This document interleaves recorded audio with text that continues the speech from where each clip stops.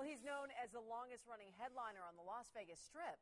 Now, female impersonator and comedian Frank Marino is ready for a change and shared his story with Action News reporter Megan Tellis. Megan.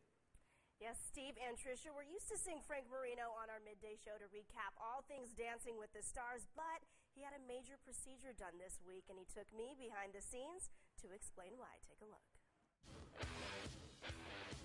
It's not easy being Frank Marino, a man by day. Is everybody having a good time so far? Drag queen by night, declaring Joan Rivers as his diva alter ego 30 years ago.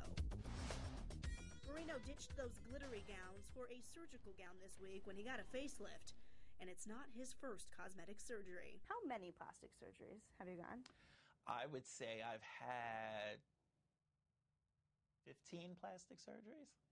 I know I did my chin 4 times because I wasn't happy with it. Then there's his nose. I had my nose done like 3 times. He also admits perfection is his addiction.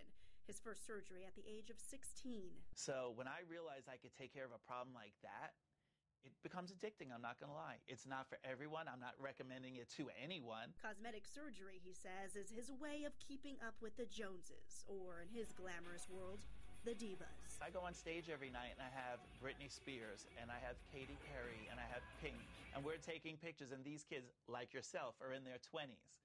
I just turned 50.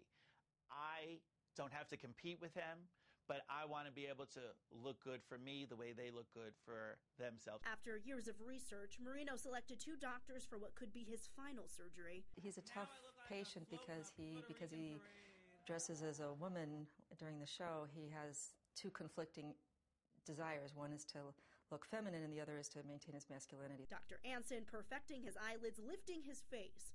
Dr. Glyman redefining his angles. What I have to do is be able to put these implants in, secure them so they don't move, so that it gives him definition to his jawline. It's like Russian roulette. You don't want to do it, but you live, it's a high when you finally come out of it.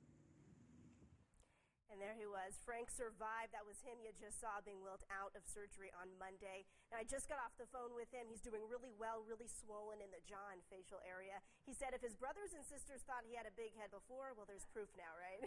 Frank promises to share before and after photos and video with all of us. So stay tuned, all right? Tricia, Steve, back to you guys. Megan, thank you. He looked great anyway, but I cannot believe he's 50. That's what cosmetic surgery will do for you. And, he's good for him for, for putting that out there and let everybody kind of share it, because we all, everybody around here knows who he is. And he's got 2 great doctors, too, here in the Valley. Yeah.